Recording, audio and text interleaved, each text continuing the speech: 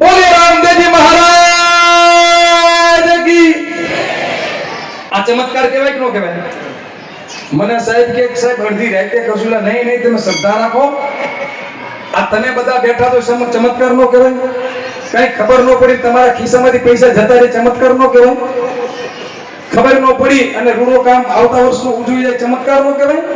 આ ચમત્કાર જ છે। કોઈ એક ચમત્કાર આપો, આ ચમત્કાર ખબર ન પડી હું બોલ્યો, તમને મારી પર વિશ્વાસ છે, ચમત્કાર નો કહેવાય? એટલે હું બોલું તમે એટલું માનો? એટલે આ ભગવાનનો ચમત્કાર, આ ભગવાનને આપણા પર કૃપા છે એટલે જ બધા આપણા કામ થયા। તો આ સરસ મજાનું આપણું બધાનું કામ પૂર્ણ થાય છે। બધી જ આપણી બીજ આવી જાય, બધા તને તને નિલાવી ગયા। મહાપ્રસાદનો સમય થઈ ગયો છે।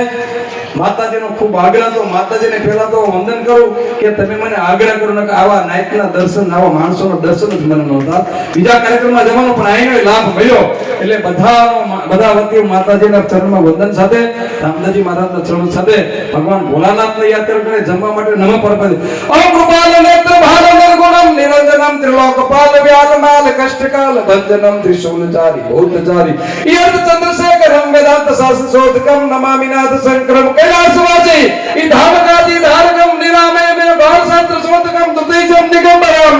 ये ब्रह्मांड भूप ब्रह्म रूप भाग्य पुंज भास्करम वेदांत शास्त्र शोधकम नमामि नाथ शंकरम हे वेदांत शास्त्र शोधक है भगवान भोलानाथ तू पर भोलो हमें भोला हवाરમાં ઉઠી અમે વેદ ભાષા સંસ્કૃત કઈ જાણતા નથી ઉઠીને એટલું બોલ્યો હે ભગવાન હવનું ભલું કરજે અમે ખેતી કરવા વાળા મજૂરી કરવા વાળા વાંઢ કરવા વાળા હે ભગવાન અમે કદાચ પાપ થયા પુણ્ય થયા અમે જાણતા નથી પણ તારી અમારા પર કૃપા રે અમારો આ અહીંનો સત્સંગ સમાજ છે કાયમ હળી મળીને કામ કરતા રે એ હસતા મોઢા રે સીમના શેડાના વેવાઈના વરોટના દેરાણી જેઠાણી પડોશના ભોદાઈના કોઈ ઝઘડા ન થાય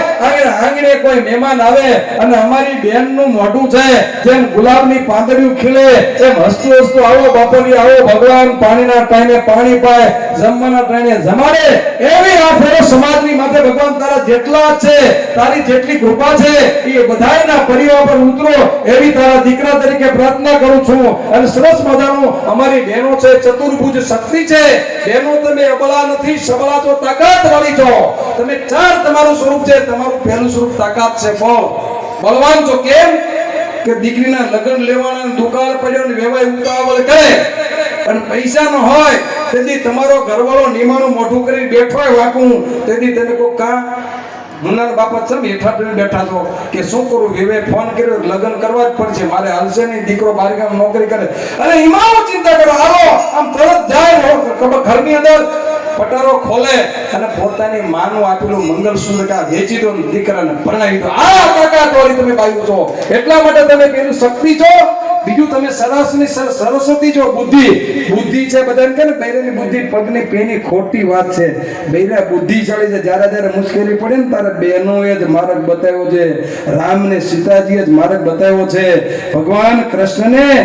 માં એ માર્ગ બતાવ્યો છે અને પાંડવોને માં કુંતીએ માર્ગ બતાવ્યો બહેનો એ જ મંદોદરીએ માર્ગ બતાવ્યો હેરાવણ બીજા આમાં દેશમાં 9 મહિનો તો ગયો